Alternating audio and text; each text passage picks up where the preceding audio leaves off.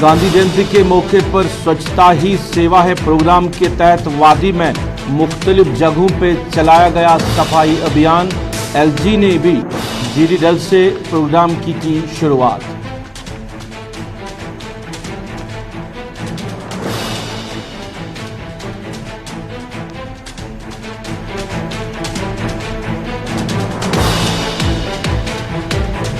साबिका वज़ीर आला मुफ्ती मोहम्मद सईद के करीबी साथियों में शुमार साबिका मेंबर असम्बली निज़ामुद्दीन भट्ट ने पीडीपी को किया खैराबाद।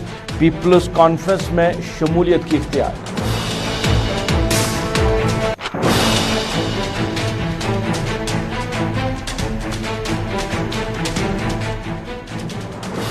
कोविड-19 को मद्देनजर रखते हुए सरकार के एसओपीज और गाइडलाइंस को अमलाने के लिए बड़े बड़े दावे। मजहबी तकारीब पर पाबंदियां जारी। सियासी तकरीबात की खुली छूट।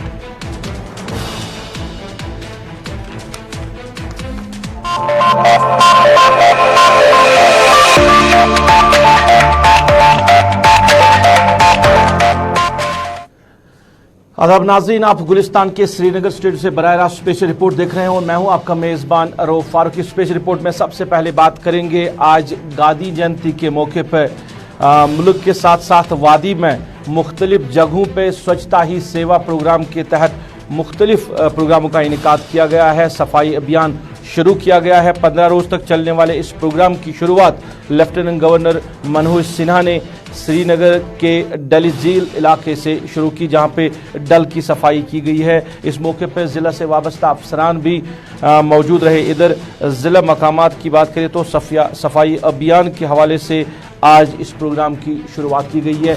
सबसे बड़ी जो तकारीब हुई है श्रीनगर में डल झील पे हुई है, जहां पे लेफ्टिनेंट गवर्नर मनोज सिन्हा ने डल की सफाई के हवाले से जो अभियान शुरू किया गया, वहां पे आज उन्होंने इस मुहिम की शुरुआत की। इनके साथ चीफ सेक्रेटरी अरुण मेहता और बाकी अफसरान भी मौजूद रहे। लेफ्टिनेंट गवर्नर ने सफाई के हवाले से अपनी तकरीर में क्या कुछ कहा, इस प्रोग्राम के हवाले से क्या कुछ कहा, हम आप तक पहुँचा रहे हैं।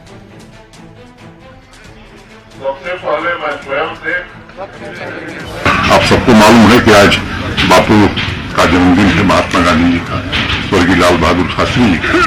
मैं पूरे जम्मू कश्मीर के लोगों को उसकी हार्दिक शुभकामना देता हूँ। आज हम सबने शपथ ली है स्वच्छता की और 15 दिन का एक पखवाड़ा पूरे यूपी में हम चलाना चाहते हैं।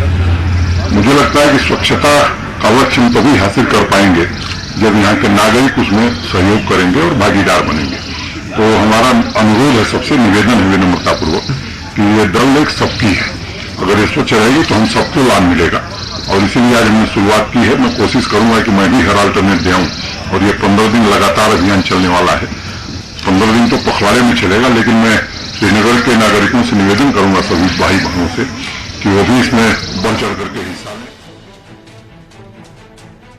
इधर ज़िला मकामात पर भी इस प्रोग्राम के हवाले से तकरीबात का इनेकाद किया गया है, जहां पे स्वच्छता ही ये सेवा है के प्रोग्राम के हवाले से आज सफाई मुहिम का आगाज़ किया है। चाहे हम बांडीपोरा की बात करें, बडगाम की बात करें, सब ज़िला त्राल की बात करें, तो मुख्तलिफ जगह पे आज प्रोग्राम हुए, जहां ज़िला इंतज़ामिया के साथ साथ स्टेट एडमिनिस्ट्रेशन ने सफाई मुहिम की शुरुआत की आगाज़।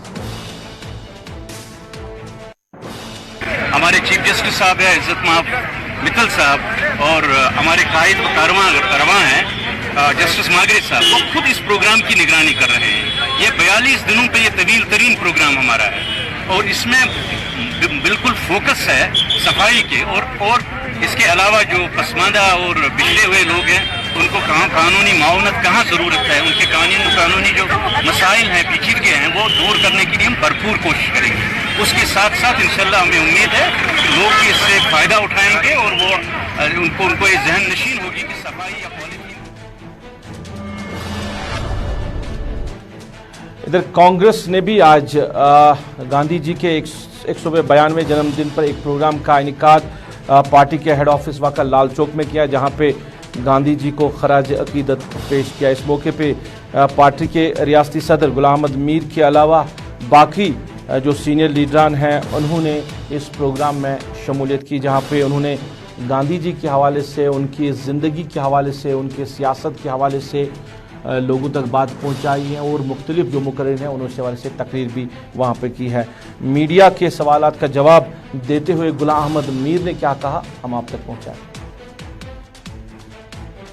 माने जाते हैं सबसे बड़ी बदकिस्मती यही है कि आज जब हम 152वां जन्मदिन महात्मा गांधी जी का पूरे देश मना रहा है, पूरे विश्व में मनाया जा रहा है, तो ऐसे में बहुत बड़ी बदकिस्मती है कि आज वो लोग राज कर रहे हैं जिन्होंने न सिर्फ महात्मा गांधी जी को जिस्मानी तौर पर खत्म करने की जो ठान रखी थी, बल्कि रफ्ता रफ्ता उनका सोच जो था कि महात्मा गांधी की जो आइडियोलॉजी है, महात्मा गांधी जी की जो थिंकिंग है, जिसको पूरा विश्व मान रहा है, उसको कैसे खत्म करें। यूं तो लगाने को आज वो माथे पर भी फोटो लगा के चलेंगे, मगर जो बुनियादी आइडियोलॉजी उनकी है वो नथुराम गोडसे की आइडियोलॉजी से पैदा हुए।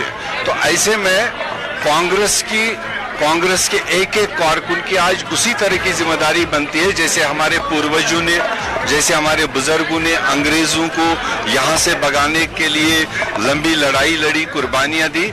हमें एक होकर के पूरे देश में उस नथुराम गोडसे के सोच के लोगों को जो देश को टुकड़े टुकड़े करने में लगे हैं, आपस में बांटने में लगे हैं, उन सोचों को पिछाड़ने के लिए कांग्रेस के एक एक कारकुन को इस वक्त काम करने की जरूरत है। यह हमारी आज की हमारे कारकुनों के लिए अपील। जो जमातें इस वक्त हुक्मरानी कर रहे हैं उनके 25 ऑर्गेनाइजेशन है। खुद तो वो भले ही कॉन्स्टिट्यूशनल कुर्सी पर बैठकर एक आवाज रखते हैं, मगर जो उनकी ऑफशूट्स है, जो उन्होंने देश को तितर बितर करने के लिए, डिवाइड करने के लिए छोड़ रखे हैं, ऐसे बहुत सारे उनके गुरु महागुरु का चले अल्टीमेटम था उनको, अगर 2 अक्टूबर तक नहीं हुआ तो हम अनशन करेंगे, हम ये करेंगे। वो अब देश की ड्राइविंग सीट पर बैठने वाले नेताओं को देखना है, वो तो उन्हीं के ऑफशूट्स है। मगर हमारी कांग्रेस पार्टी की लड़ाई रहेगी कि हम भी तब तक चैन से नहीं बैठेंगे जब तक गोडसे के सोच को फिर से पछाड़ नहीं देंगे।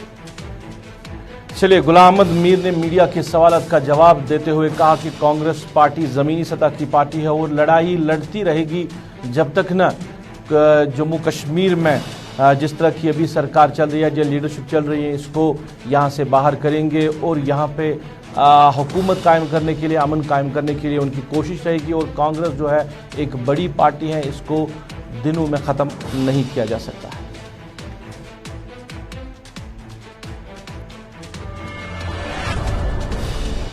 नाज़रीन, अब जरा बात सियासत की करेंगे तो बात पीडीपी की करेंगे। पीपल्स डेमोक्रेटिक पार्टी के हवाले से बात करें तो लीडरान का पार्टी छोड़ने का नाम जो है वो अभी थम नहीं रहा है और आज भी पार्टी से वाबस्ता जो सीनियर लीडर रहे हैं, जो साबिका मेंबर असेंबली भी रहे हैं, निज़ामुद्दीन भट्ट, जिनका ताल्लुक बांडीपोरा से है, उन्होंने आज पीपल्स डेमोक्रेटिक पार्टी को खैराबाद किया है और उन्होंने पीसी में यानी पीपल्स कॉन्फ्रेंस में शमूलियत इख्तियार की है। मीडिया के सवालों के जवाब देते हुए उन्होंने कहा कि उनकी आज घर वापसी हुई है, क्योंकि असल सियासत जो उन्होंने शुरू की थी वो उन्होंने पीपल्स कॉन्फ्रेंस के साथ मरहूम अब्दुल गनी लोन के साथ शुरू की थी और आज दोबारा से वो अपने घर वापस आए हैं, उनकी घर वापसी हुई है।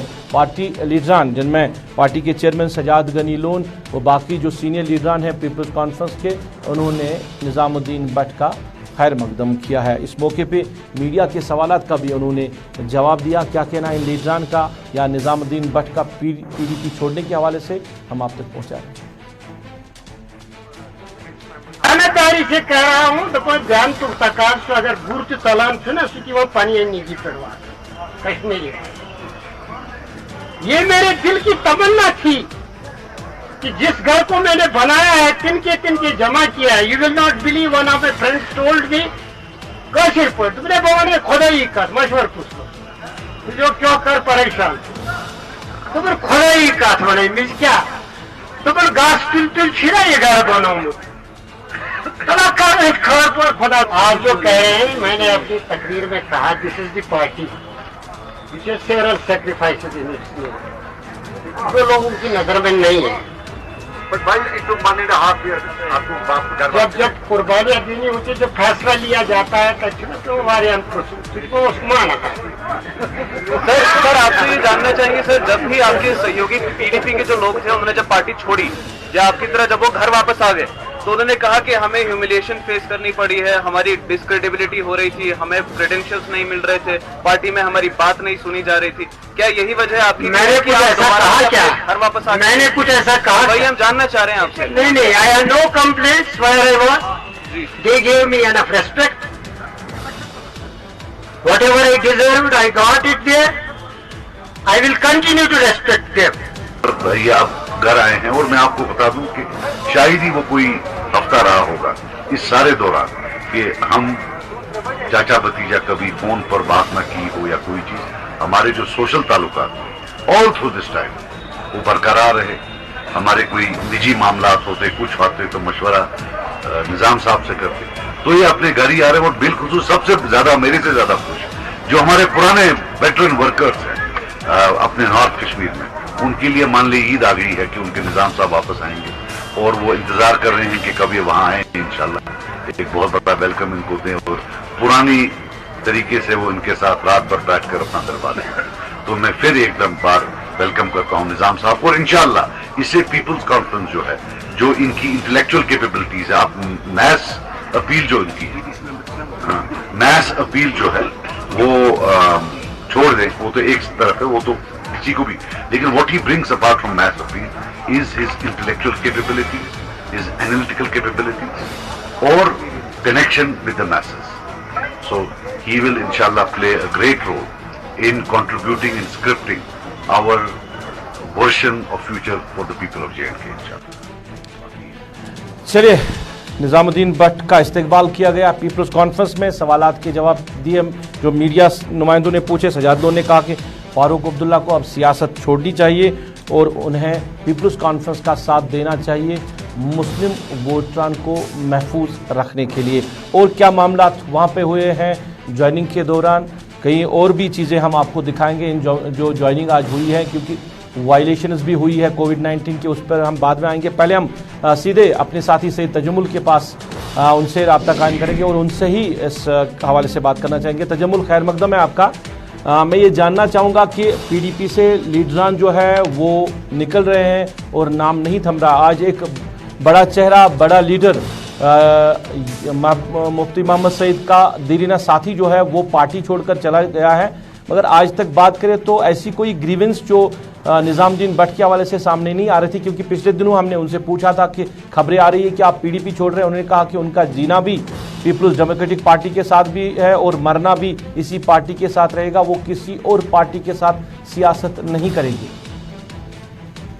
बहुत बहुत शुक्रिया सैयद फारूकी साहब। जम्मू कश्मीर में इन दिनों सियासी माइग्रेशन एक पार्टी से दूसरी पार्टी जो है वो 35 से 370 के खात्मे के बाद अभी तक रुकी नहीं, और एक एक करके पीपल्स डेमोक्रेटिक पार्टी और चंद दीगर पार्टियों से लीडरान जो हैं वो आने वाले दिनों में दूसरी पार्टी में शामिल और भी हो सकते हैं। पीपल्स डेमोक्रेटिक पार्टी के निजामुद्दीन भट्ट बहसीत general secretary, political affairs committee के मेंबर, साबिक वाइस चेयरमैन, MLC, MLA, ये इन हुदूम पर एक पार्टी में एक शख्स जो है वो अपना वक्त गुजारता है 2003 के अपने सियासी करियर के बाद। लेकिन उसके बाद जम्मू कश्मीर में जिस वक्त 35 से 370 के खात्मे के बाद एक एक करके जो निजामुद्दीन भट्ट के बड़े देरीना और करीबी साथी रहे हैं, जिनमें पीर मंसूर, बशारत बुखारी और दीगर लीडर शामिल हैं, आहिस्ता आहिस्ता करके उन्होंने पीपल्स कॉन्फ्रेंस में शमूलियत इख्तियार की। निजामुद्दीन भट्ट का इबहम काफी टाइम तक चला और अफवाहें थी कि शायद आज से 6 महीने, 8 महीने, 3 महीने पहले उन्हें दूसरी पार्टी में जाना चाहते थे।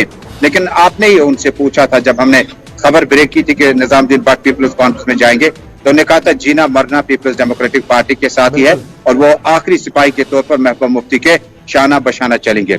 लेकिन 2-4 महीनों में क्या कुछ हुआ कि निजामुद्दीन भट्ट जो है, एडवोकेट निजामुद्दीन भट्ट साहब पार्टी छोड़कर चले गए। जराये के हवाले से खबर है कि हाईकमांड को निजामुद्दीन भट्ट साहब का जो सियासी सोच और सियासी जो अंदेशा उनका था, शायद उससे इत्तेफाक नहीं करते थे जो पीपल्स डेमोक्रेटिक पार्टी के सदर महबूबा मुफ्ती का अपना लाइन ऑफ एक्शन है। उसके बाद जराये के हवाले से यह भी खबर है कि उन्होंने दिल्ली में कुछ मीटिंगें की, श्रीनगर में कुछ मीटिंगें की और आहिस्ता आहिस्ता ये बातें जो है पीपल्स डेमोक्रेटिक पार्टी खेमे तक पहुंच गई और उन्होंने उससे कहीं ना कहीं दूरी इख्तियार की, जिसके बाद वक्त लेने के बाद आज बाज़ाब्ता तौर पर पीपल्स डेमोक्रेटिक पार्टी से निकलकर 2003 के सिपाही अब 2021 में 18 साल गुजारने के बाद एमएलसी रहे, एमएलए रहे, वाइस चेयरमैन रहे, जनरल सेक्रेटरी रहे, पीएसी मेंबर रहे, लेकिन उसके बाद आज उन्होंने पीपल्स डेमोक्रेटिक पार्टी से निकलकर पीपल्स कॉन्फ्रेंस शमूलियत इख्तियार की। लेकिन डायलॉग वही था और बातें वही थी कि घर वापसी। आखिर जिस घर में 18-21 साल आपने गुजारे थे वो किराए पे था क्या, वो किस जगह पे था और वहां पे आपको कितने ओहदों पर काम करने का मौका मिला। अब आगे देखना होगा कि बांडीपोरा के लोग जिन्हें इल्म, अदब और पानी के नाम से बड़ा मशहूर जाना जाता था, वहां का आवाम का रद्द-ए-अमल निजामुद्दीन भट्ट की इंडिविजुअल इस डिसीजन के लिए किस तरह से होगा। तजमुल, देखिए बेशतर लीडरान जो हैं, जो सीनियर लीडरान हैं जिनको हम कह सकते हैं उन्होंने पार्टी छोड़ी है, पीपल्स डेमोक्रेटिक पार्टी को छोड़ा है, मगर कोई ठोस वजह सामने नहीं आ रही है क्योंकि कई लीडरान जो है अलग अलग तरीके से अपनी राय पेश कर रहे हैं। तो क्या समझते हैं आप कि कितनी कमजोर हो रही है पीपल्स डेमोक्रेटिक पार्टी, या महबूबा मुफ्ती की रिहाई के बाद कहीं ना कहीं जो उनके बात करने, जो वो बात रखे सामने रख रही है कश्मीर इशू के हवाले से, 35A के हवाले से, 370 के हवाले से, या हालिया जो उन्होंने पीर पंजाब खत्े का दौरा भी किया था, तो क्या आप समझते हैं कि पीपल्स डेमोक्रेटिक पार्टी लीडर निकलने से कमजोर हो रही है या जो वोटरान है वो उनके साथ जुड़े हैं जिसकी वजह से वो अभी भी मजबूत है?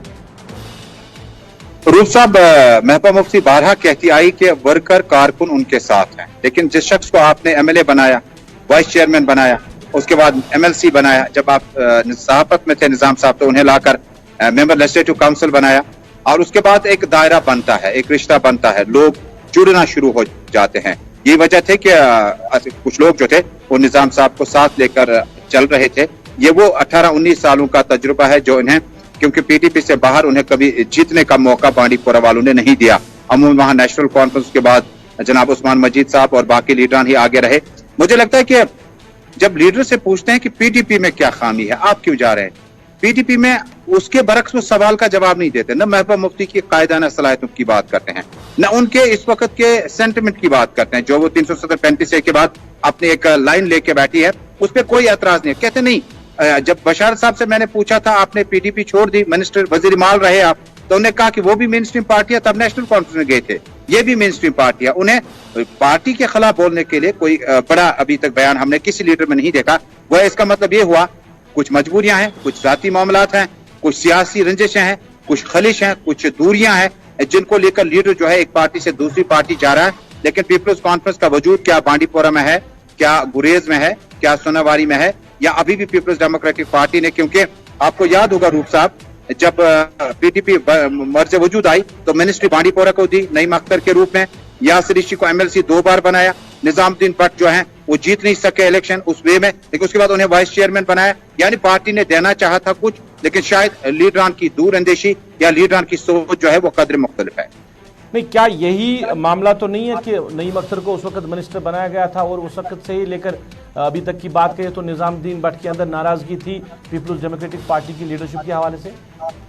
फिर तो वाइस चेयरमैन का ओहदा लेते नहीं, उस वक्त वाइस चेयरमैन का ओहदा लिया, पीएसी मेंबर लिया, जनरल सेक्रेटरी का ओहदा भी लिया और उससे मजबूती से थाम कर चले और रिश्ता अच्छे खासे चल रहे थे।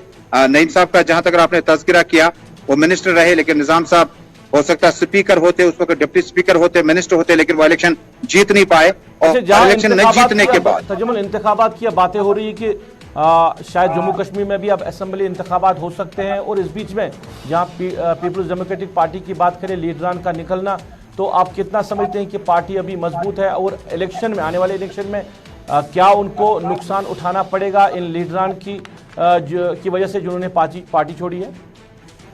देखिए, नफा और नुकसान जब आप इलेक्टोरल पॉलिटिक्स में देखते हैं नुकसान है, इसमें कोई दोहराई नहीं, लेकिन जब आप बांडीपोरा के इस पूरे एरिया की टोपोग्राफी देखते हैं, जब आप वोटरान की बात करते हैं, तो मुझे लगता है कि जिस वक्त निजाम साहब ने यह फैसला लिया, किन हालात में लिया, किस मुशाहिदों को देखकर उन्होंने ये फैसला लिया, मुझे लगता है कि नुकसान है एक तरफ का, लेकिन दूसरी तरफ इलेक्टोरल पॉलिटिक्स में आपने देखा होगा कि महबूब बेग ने उम्र अपने नेशनल कॉन्फ्रेंस के साथ गुजारी और पीछे 10-12 साल पीपल्स डेमोक्रेटिक पार्टी में हैं।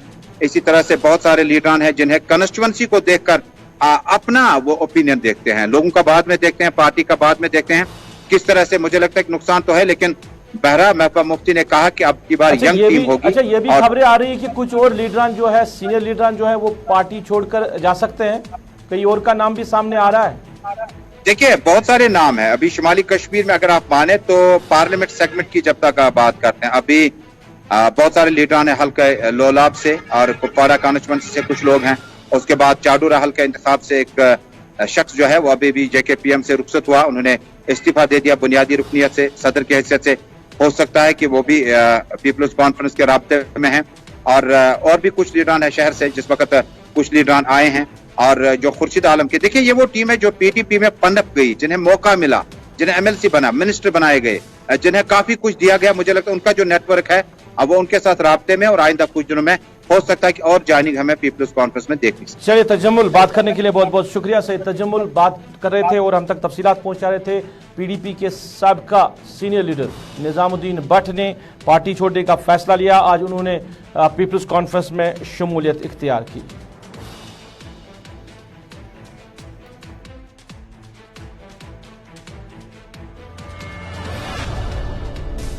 नाज़रीन, पिछले कई रोज से सिलसिला जारी है कि जो मरकजी वज़रा की टीम है वो वारिद कश्मीर हुई है, जम्मू कश्मीर हुई है, और कई लीडरान यहाँ पे आए जहाँ पे उन्होंने तरक्याती कामों का जायजा भी लिया, कुछ नए जो स्कीमें हैं उनको मुतारिफ भी किया, कई प्रोजेक्ट्स का इनाग्रेशन भी किया। आज इसी सिलसिले में मरकजी वजीर बराए देही तरक्की गिरिराज सिंह ने ज़िला बारामूला के सिंहपोरा पटन इलाके का दौरा किया। इस मौके पर उन्होंने जो BDC के ऑफिस हैं, 4 ऑफिस, उनका रस्मी इफ्तिदा किया और इसके साथ साथ पंचायत रिसोर्स सेंटर का भी उन्होंने आज रस्मी इफ्तिदा किया। इस मौके पर DC बारामूला, SP बारामूला के साथ साथ महकमे देही तरक्की के डायरेक्टर और बाकी जो अफसरान थे इस मौके पे मौजूद रहे। इस प्रोग्राम के हवाले से और इन दौरों के हवाले से हमारे साथी राही निसार के साथ गिरिराज सिंह ने बात करते हुए क्या कहा, हम आप तक पहुंचा रहे हैं।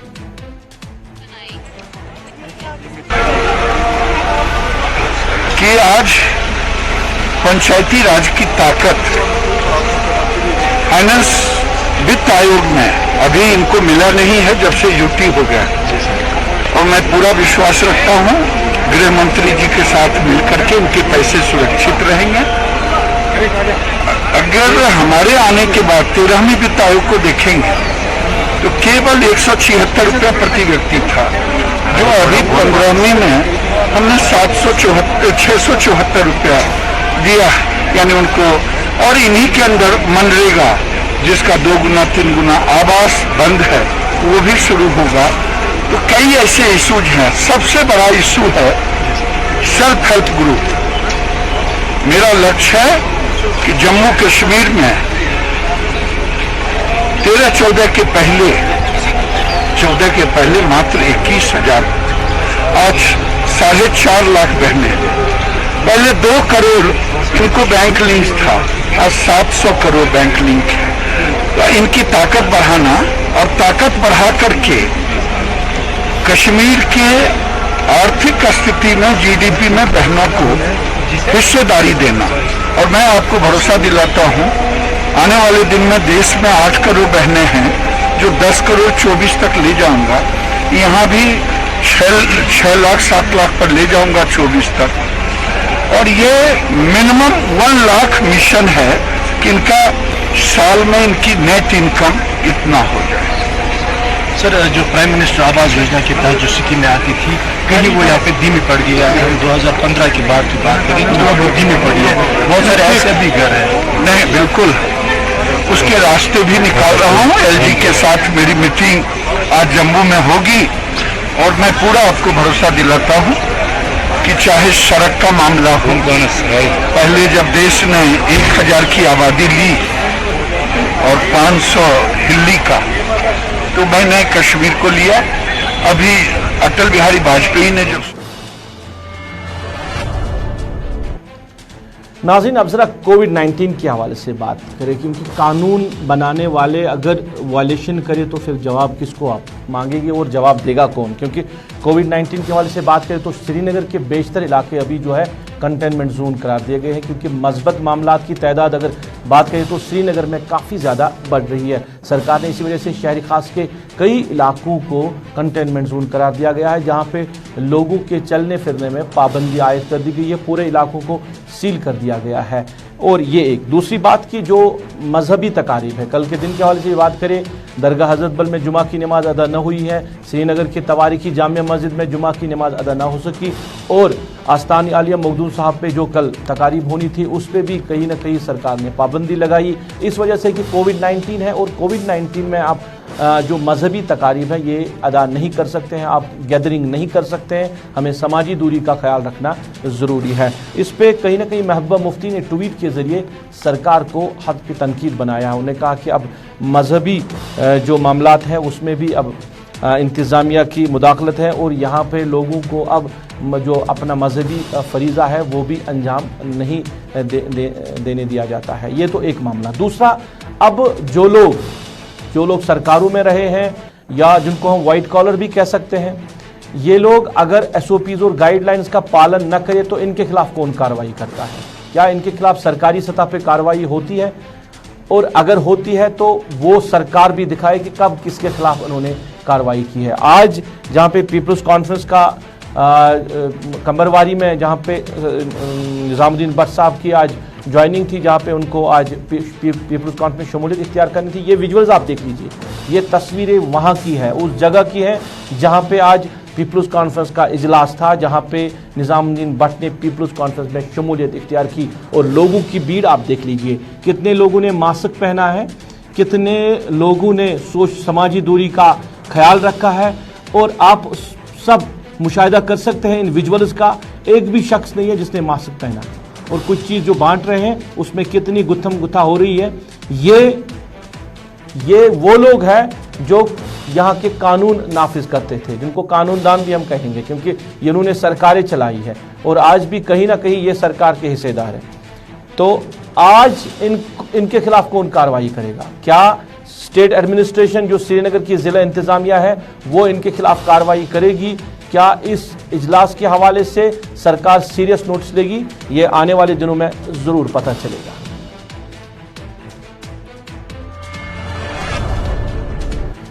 चलिए, इसके साथ ही आज की स्पेशल रिपोर्ट से अपने मेज़बान को इस वादे के साथ दीजिए इजाज़त, आप अपना ख्याल रखेंगे, हमें अपनी नेक दुआओं में याद रखेंगे। अल्लाह आपका हमारा सबका निगहबान।